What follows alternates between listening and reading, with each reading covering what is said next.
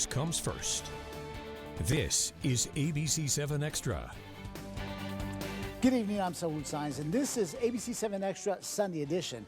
Thank you for permitting us into your homes on this Sunday evening.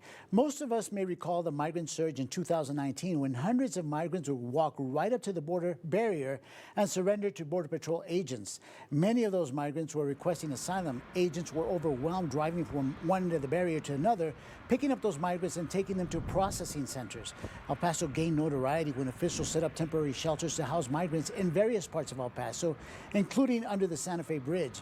But once Trump administration policies went into effect, like Remain in Mexico and Title 42, the surge seemed to diminish. Title 42 is scheduled to expire March 23rd. That health order gives Border Patrol agents the power to expel migrants immediately without the migrant being processed out of fear the migrant could spread COVID-19.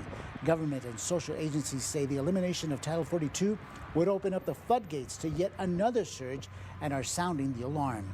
Now, the southern border across the nation is seeing an increase of migrants, even with just the talk of Title 42 possibly ending.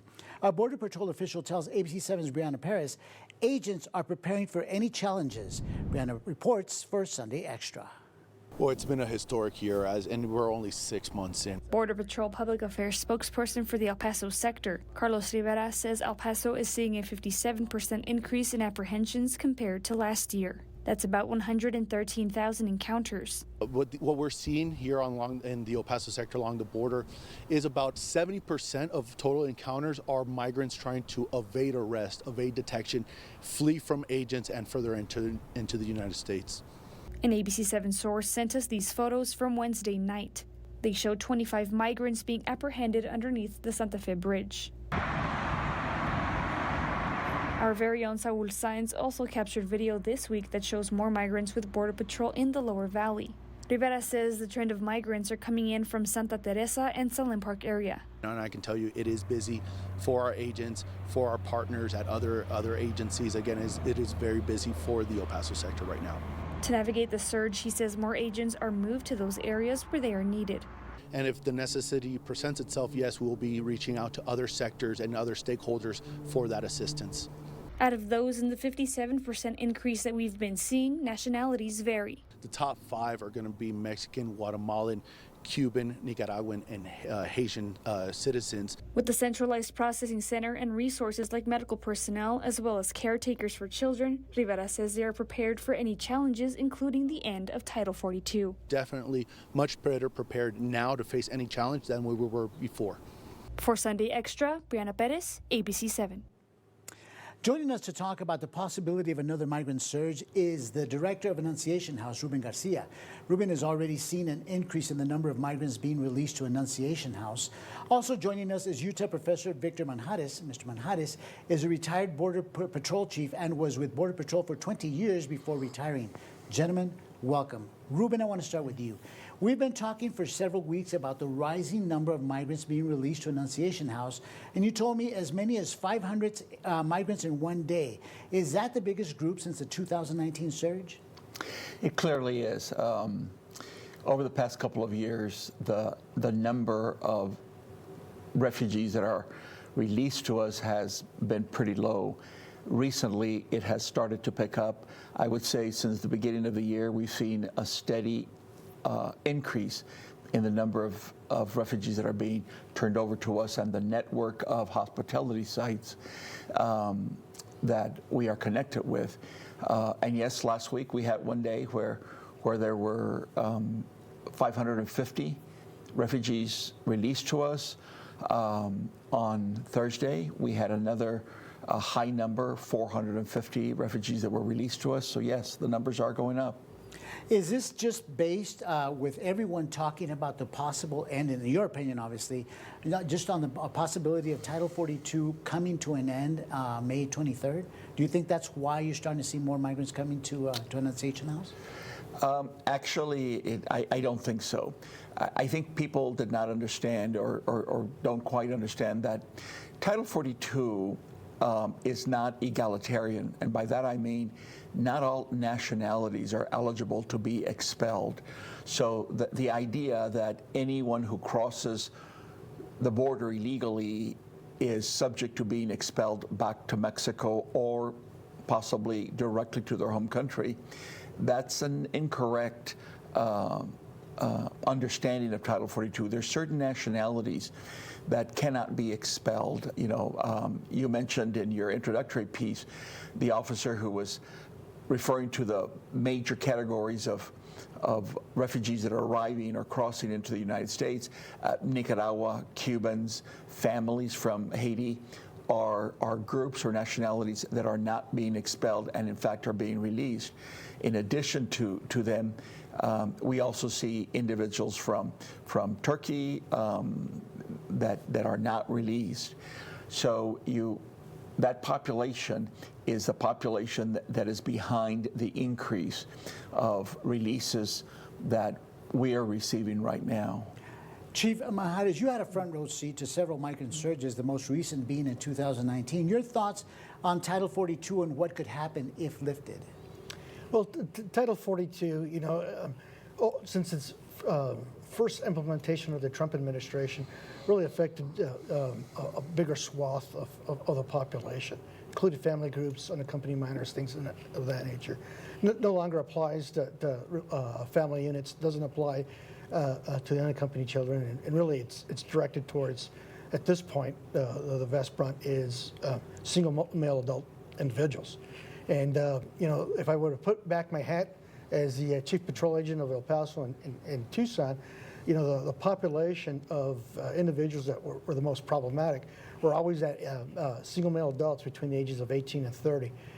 That's the population that we actually see where there's more involved of aggravated assaults. There's pursuits that happen in terms of trying to evade apprehension in a vehicle.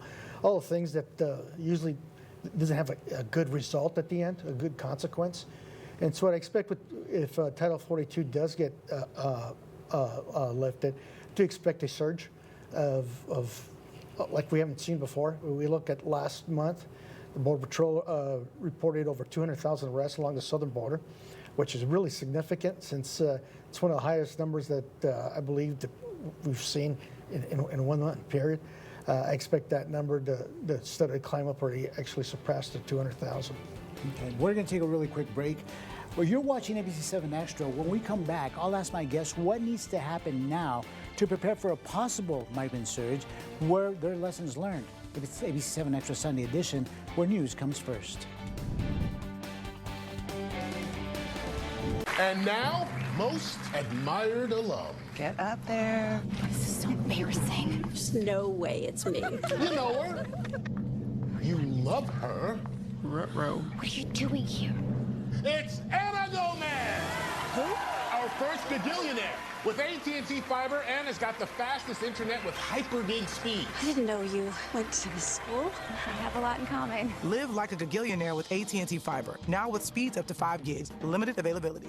There's a reason ABC 7 is the team you know and the team you trust. We know your time is valuable. That's why we strive to bring you context, depth, and perspective to each story that you won't find anywhere else. So many people at ABC 7 have made it their life's work to bring you timely, accurate news and information you count on. The team you know and trust is deeper and more committed to you than ever.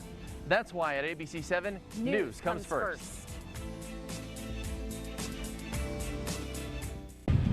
When a big change in the weather is coming to the borderlands, a first alert is the Storm Track Weather Team signal to be prepared. We could see gusts up to 50 miles per hour. We issue ABC 7 first alerts for times like this, when we have blowing dust and sand, reduced visibilities, and strong winds. We do it days in advance to keep your family in the know and keep them safe. First alerts, one more way the ABC 7 Storm Track Weather Team helps you plan your day and keep your family safe. An awful lot can change overnight. I want to get straight to two major breaking news stories this morning. Overnight, New Mexico State Police announcing that the McBride fire has turned deadly. ABC 7's Good Morning El Paso knows you need to get up to speed fast. An auto shop in East El Paso has gone up in flames this morning. The ABC 7 Alert Center is Good Morning El Paso's tool for the latest updates to keep your family safe. You can see just the damage of the business here. The roof collapsed. Only on ABC 7's Good Morning El Paso. There are obviously going to be some challenges because we, just like everything, right? We were through a pandemic period. It's going to take some time to ramp up, like the prosecutions, get everyone back in place as it was such a routine back then for us. It was the normal way of processing everyone that we expect to be a little bit slow at the beginning, but then very quickly become very efficient on that front. But it's going to take a coalition of the willing and definitely working in partnership with our federal partners like the U.S. Attorney's offices. And we certainly internally have already invested in augmenting our team for prosecutions so that we continue to move through those. One of the things that they have been very supportive, the U.S. Attorney's offices have been very supportive, even through the pandemic right now, has been the human smuggling cases. And welcome back to ABC 7 Extra Sunday edition. That was El Paso Sector Border Patrol Chief Gloria Chavez on the possibility of the expiration of Title 42 and how her agency is bracing for a possible surge. I also want to welcome back my guest, the Director of Annunciation House, Ruben Garcia. Ruben has already seen an increase in the number of migrants being released to Annunciation House. And joining us as well is UTEP Professor Victor Manjares. Mr. Manjares is a retired Border Patrol Chief and was with Border Patrol for 20 years before retiring. Ruben, I want to start with you. Annunciation House was overwhelmed in 2018 and 2019. Is a network of hospitality shelters better prepared for a migrant surge, and how? What are the lessons learned from 2019? We're in the process of reactivating that network, and it's been difficult, very challenging reactivating it, primarily because of the consequences of the pandemic and the recruitment of volunteers, which is a great priority right now. So we are in the process of reactivating the hospitality sites, and we still have a ways to go. And that's going to be crucial if Title 42, in fact, is lifted. It's going to be crucial that the number of hospitality sites, all those that we had in 2018, 2019, that they all be reactivated. But I believe the surge will be even greater than what we saw in 2018, 2019. And so that's going to necessitate augmenting the number of hospitality sites. Why do you think it'll be higher? Well, in part, for example, right now, we are seeing nationalities that we didn't see in 2018, 2019. We're seeing a considerable number of individuals, refugees from Nicaragua. I can't remember ever seeing any refugees from Nicaragua in 2018, 2019. Something else that is also concerning is that in 2018, 2019, the number of refugees coming from Mexico was much less than what we are seeing right now. The number of refugees that are leaving Mexico and crossing into the U.S. right now has increased substantially. So I think that's one reason, nationalities that we did not see before that I think we're going to see. I also believe that given Title 42 for such a long period of time that allowed Border Patrol officers to expel refugees has created a certain level of pent-up demand, if you wish. Conditions haven't changed in many ways. They've become worse, especially given the economic toll that the pandemic has taken in many countries south of the border. And that has created an increased number of individuals that feel absolutely compelled to flee their country. Mr. Manjares, before 2019, had you seen a surge similar to what happened then? And do you think, based on your experience, Border Patrol will be better prepared for another surge if and when Title 42 is lifted? Well, you know, when we look at surges and flows along the southwest border of the United States, at least at the last 35 years, it's almost a cycle. Of course, the cycle's never reached these peak levels that we see in 2018 and 2019. But we saw that in the late 80s, when we saw the El Salvador nationals fleeing because of civil war. So we saw a surge, but again, not to these levels. We saw that in the early 2000s as well, you know, peaks and surges, and then we're seeing it now. And so I do think when Title 42 is lifted, if it is lifted, it may, and obviously at some point it will always be lifted, is that quickly overwhelmed Border Patrol resources and actually the Department of Homeland Security resources. They said that they've gotten additional resources. They think they're better prepared. But looking at what the Secretary of the Department of Homeland Security is saying that they're going to provide to address this, it's simply not enough. But that's only one piece of that puzzle. It says, Mr. Garcia is mentioned, is resources for the non-government organizations. And you look at even the NGOs, they've been tasked with for quite some time is providing services, not only with this flow, but we often forget about the Afghani refugees that was placed here in El Paso, Fort Bliss at some point. Every area has a level of resources, and you run out. And we're at that point that there's not much left. Ruben, in the 30 seconds that I have left in this particular segment, you do believe that Title 42 should be lifted because it was a health order to begin with, right? I believe that Title 42 should have never been imposed to begin with. It's never been about the pandemic. It's been about border enforcement. And so as a border enforcement tool, I do believe it needs to be lifted. Okay.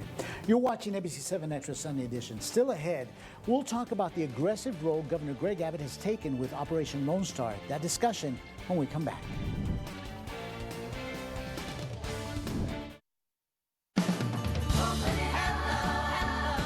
Waitress, the hit Broadway musical with songs by Grammy Award winner Sarah Bareilles, is a little slice of heaven. New York Magazine calls it sweet, sassy, passionate, and delightful. Waitress, the hilarious hit Broadway musical. Order up. Tickets on sale now at elpasolive.com.